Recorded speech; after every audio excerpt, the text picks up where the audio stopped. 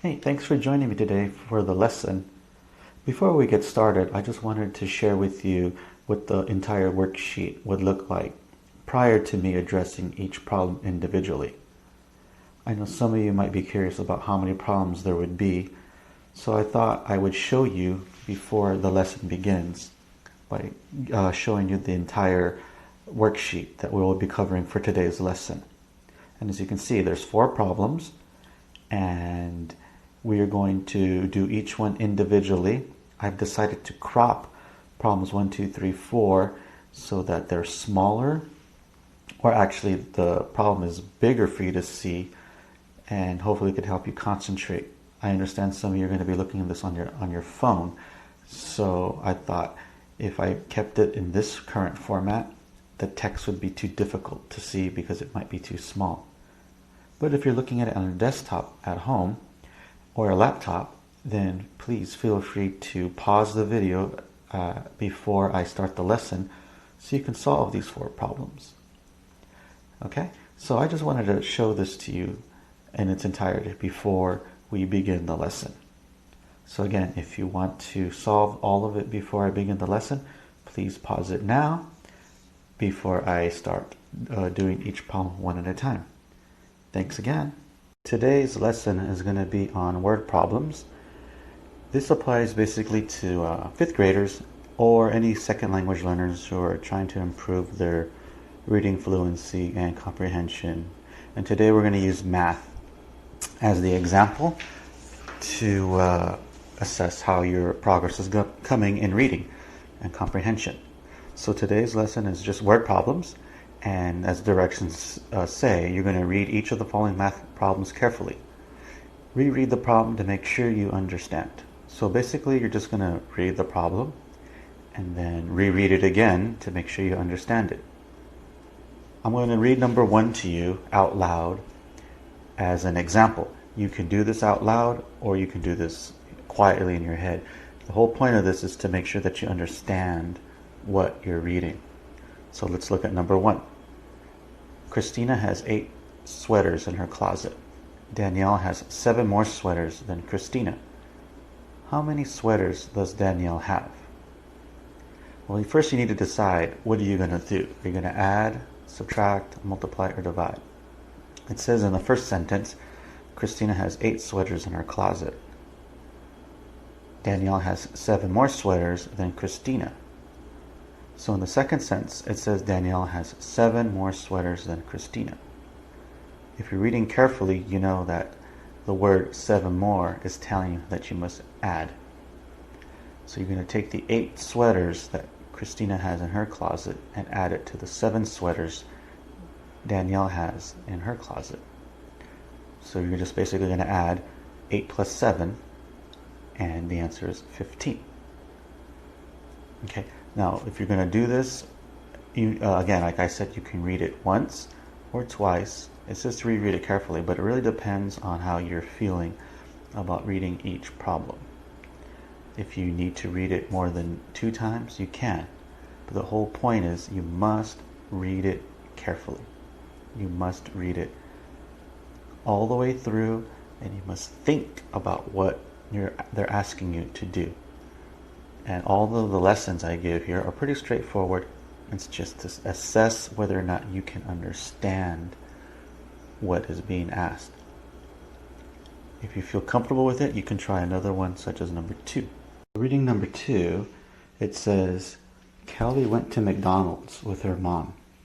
She spent $7.37. If Kelly paid with a $20 bill, how much money will she get back? So in reading the first sentence, we know that it was Kelly who was gone to McDonald's with her mother. In the second sentence, it says that she spent $7.37. The third sentence says that if Kelly paid with a $20 bill, how much money will she get back? So in reading this through, we know that when she went to McDonald's, she took a $20 bill. And that of that $20 bill, she spent $7.37. So deciding what exactly you're going to do which is either going to be you're going to add, subtract, multiply, or divide, you want to look at what the key words would be that would tell you this. If it says in the third sentence that Kelly paid with a $20 bill, how much money will she get back? That's telling you that we're going to be subtracting here. So we're going to take the $20 bill that Kelly took to McDonald's and subtract $7.37 from it. So after spending that $7.37, you're going to determine that she will get back $12.63. Now, I'm assuming you know about borrowing and everything, so I'm not going to go into too much detail about what to do there, as again, I'm trying to emphasize the reading comprehension for this particular lesson. If that's something you're interested in the future, just let me know and maybe I can make an arrangement. Problem number 3 says, Victor, Jose, Joshua, Eric, and Danny went to the baseball game last summer. Each ticket cost $10. What was the total amount of money they spent to go to the game? So in the first sentence, we're establishing who went to this baseball game last summer. We know it was Victor, Jose, Joshua, Eric, and Danny. And that those 5 friends all went to a ball game last summer.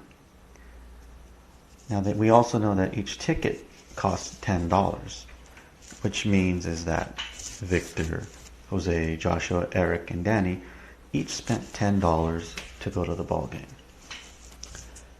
So now what we want to know is what was the total amount of money they spent to go to the game. So we know the ticket costs $10. And we know that there were 5 friends because the first sentence tells us Victor, Jose, Joshua, Eric, and Danny went to the game. And that's 5 people. So we know that if we take the $10 and just multiply it by 5 for the 5 friends who went to the baseball game, we'll reach the answer of $50. So we know that the total amount of money they spent to go to the game was $50. And you just continue to just read this as many times as you must to decide, first of all, how to solve it and what to solve. Are you going to add, subtract, multiply, or divide? And then after that, you just take the information from each sentence and determine what you're going to do. Okay, so here we are on question number 4. And again, just as the previous problems, we're going to read it and then determine whether or not we're going to add, subtract, multiply, or divide. Now, most likely you're studying a unit where you already have an idea whether you're going to be doing addition or subtraction in one unit or multiplication and division in another unit. However, this pertains more to like standardized tests and assessments that you may take outside of your classroom.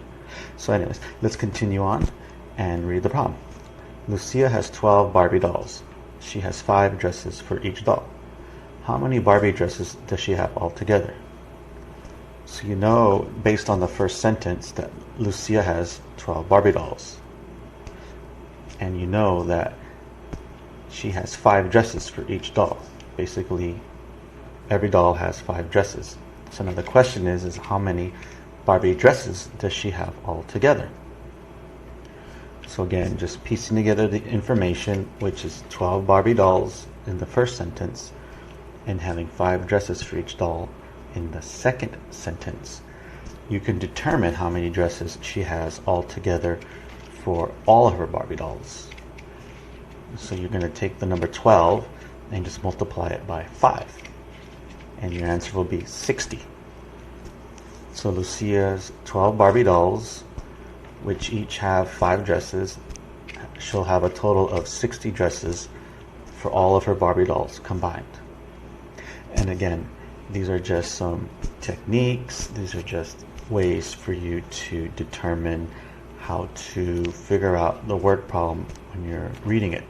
And again, I will always emphasize that you must read this 2 times, 3 times, 4 times, as many times as you need. You're doing this on your own probably, or you're listening to this by yourself, so chances are you can read this without, and nobody's going to know that you're, how many times you're reading it. No one's going to know. They're just going to know whether or not you got the answer correct. So unless you announce it to everybody out there that you read this 7 times, we have no idea how many times you read it. So please continue to read carefully and take your time. And just remember, nobody knows how many times you read this. The only thing that matters is that you get the problem correct. Okay? And again, thank you for listening to this. I really appreciate the time you put in to hopefully pick up some ideas. And in the future, I will post some more videos, and I hope you will join in on those and continue to educate yourself. Thank you very much.